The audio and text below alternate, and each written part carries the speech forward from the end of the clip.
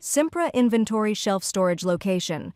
Shelf storage location allows us to track the products in our store in shelf-by-shelf order and allows us to count the products shelf by shelf with this order in inventory counts and get reports. For example, we have shelves or sections such as dry foods, soft drinks, chemicals in our store.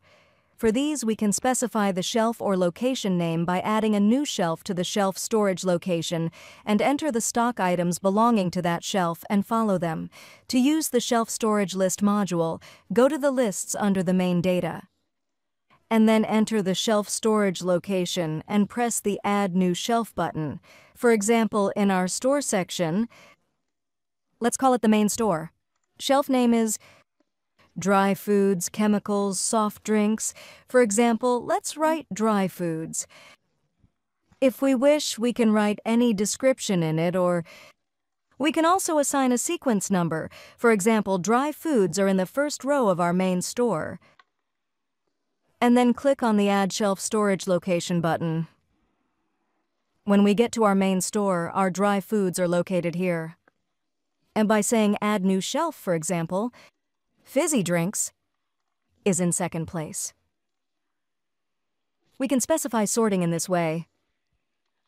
Then, when we log into dry foods, let's press the Add Shelf Detail button to add which stock cards are in it. If we wish, we can add stock items one by one, or we can suggest from the stock on hand, and all our stock cards that have been moved in our main store will appear. If we wish, we can add our products in the dry foods group to our list when we select the dry foods item group that include target foods from the item group and say Apply Selection. We can put the products we add in shelf order. For example, bulgur ranks first, rice baldo is in second place. For example, table salt, 3, and salt rock 4.